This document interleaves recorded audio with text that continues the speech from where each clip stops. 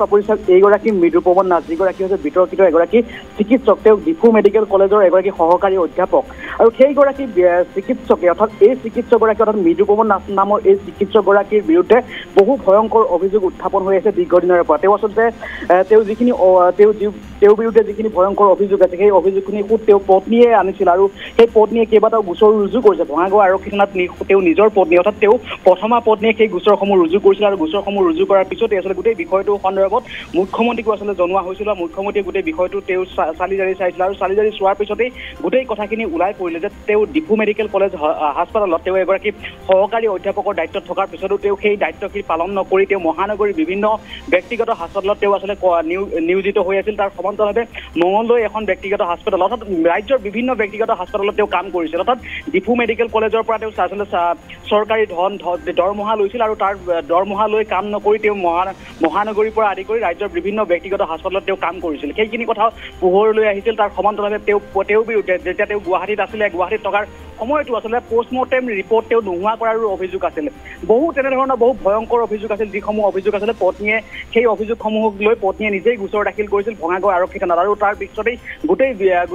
বিষয়টোৱে আচলতে চিএম ভিজিলেন্সৰ ওচৰ পাইছিল বা মুখ্যমন্ত্ৰীৰ ওচৰ পাইছিল আৰু মুখ্যমন্ত্ৰীয়ে তদন্তৰ নিৰ্দেশ দিলে আৰু মুখ্যমন্ত্ৰী তদন্তৰ নিৰ্দেশৰ পিছতেই চিএম ভিজিলেন্সৰ এটা দলে মঙলবাৰে সেই ৰুক্মিণী গাঁৱত থকা তেওঁ যিটো এপাৰ্টমেণ্ট সেই এপাৰ্টমেণ্টত অভিযান চলাইছিল মনিষা হাই নামৰ তেওঁ যিটো এপাৰ্টমেণ্ট আছিল সেই এপাৰ্টমেণ্টটোত অভিযান চলাইছিল আৰু অভিযান চলোৱাৰ পিছতেই আচলতে চিএম ভিজিলেন্সে বহু তথ্য তাত লাভ কৰিলে তেওঁ আচলতে বহু বেংকৰ ডিটেইলছ লাভ কৰিলে যিসমূহ বেংকৰ ডিটেইলছত বহু লাখ টকাৰ তথ্য লাখ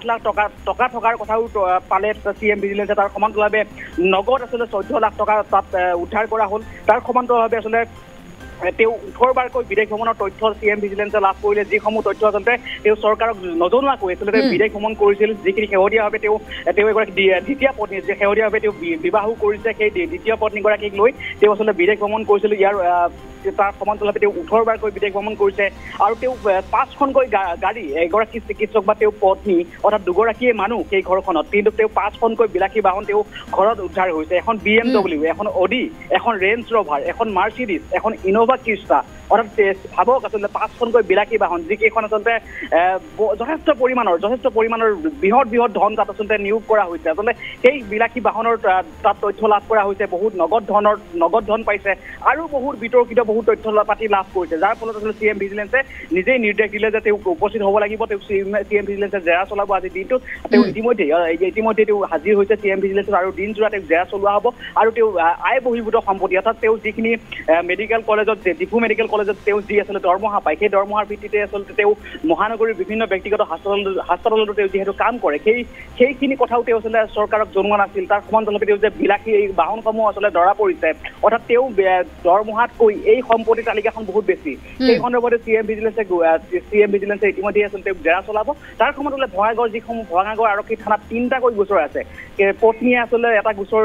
ৰুজু কৰিছে সেই গোচৰটো হৈছে যে তেওঁ ডিভোৰ্চ নোহোৱাকৈ প্ৰথমা পত্নীৰে ডিভোৰ্চ নোহোৱাকৈ তেওঁ দ্বিতীয় বিবাহ কৰিছে তাৰ সমান্তৰালভাৱে পষ্টমৰ্টেম ৰিপৰ্টসমূহ আচলতে যেনেদৰে আচলতে কোনো যদি তাত বহু বিসংগতি ধৰা পৰিছিল প্ৰায়ভাগ আচলতে পষ্টমৰ্টেম ৰিপৰ্ট তেওঁ ঘৰত উদ্ধাৰ কৰা হৈছিল তেওঁ চিল মোহৰ সেই ঘৰত উদ্ধাৰ কৰা হৈছিল সেইসমূহ তথ্য আছে বহু ভয়ংকৰ অভিযোগ আছে সেইগৰাকী মৃদুপৱন নাথৰ বিৰুদ্ধে সেইসমূহ অভিযোগৰ ভিত্তিতে আজিৰ দিনটোত জেৰা চলোৱা হ'ব আৰু জেৰাত যদি গোটেই সকলোখিনি তথ্য পাতি যদি চিএম ভিজিলেন্সে স্পষ্টভাৱে সকলোখিনি যদি পায় তেতিয়াহ'লে গ্ৰেপ্তাৰ হোৱাৰো কিন্তু পূৰ্ণ সম্ভাৱনা আছে পাপৰি ঠিক আছে ধন্যবাদ জনাইছোঁ প্ৰবাল ডেকা ইতিমধ্যে আমি দৃশ্য দেখুৱাইছোঁ এগৰাকী ডক্টৰ মৃদুপৱন নাথ যিগৰাকী মৃদুপৱন নাথক লৈ শেহতীয়াকৈ বিশেষভাৱে চৰ্চা চলা পৰিলক্ষিত হৈছে চিএম ভিজিলেন্সে যেনেধৰণে অভিযান অব্যাহত ৰাখিছে প্ৰতিটো অভিযানতে বিস্ফোৰকৰ পৰা বিস্ফোৰক তথ্য লাভ কৰিবলৈ সক্ষম হৈছে আৰু তাৰ পাছতে যিটো গোচৰ ৰুজু কৰা হৈছে সেই গোচৰৰ ভিত্তিতে আজি চিএম ভিজিলেন্সে জেৰা চলাব কাৰ্যালয়ত উপস্থিত হ'বলৈ নিৰ্দেশনা দিয়া হৈছিল আৰু এগৰাকী ডক্টৰ মৃদুপৱন নাথ কাৰ্যালয়ত উপস্থিত হৈছেগৈ বাসগৃহৰ পৰা লাখে লাখে টকা উদ্ধাৰ কৰা হৈছিল মৃদুপৱনৰ ফ্লেটত যেতিয়া অভিযান চলাইছিল চিএম ভিজিলেন্সে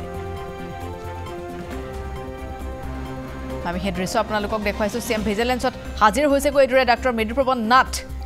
ভয়ংকৰ অভিযোগ উত্থাপন হৈছে মৃদুপৱন নাথৰ বিৰুদ্ধে আৰু সেই অভিযোগবোৰ সঁচা প্ৰমাণিত কৰিব পৰাকৈ চিএম ভিজিলেন্সে ইতিমধ্যে তথ্য লাভ কৰিছে লাখে লাখে টকা বাসগৃহৰ পৰা জব্দ কৰা হৈছে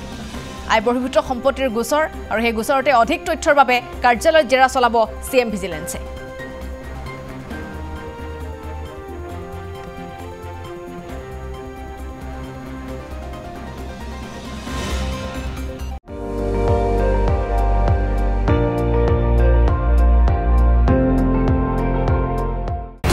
আপুনি চাই আছে ND24 সৰ্বশ্ৰেষ্ঠ নহয় সৰ্বোত্তমৰ দৌৰ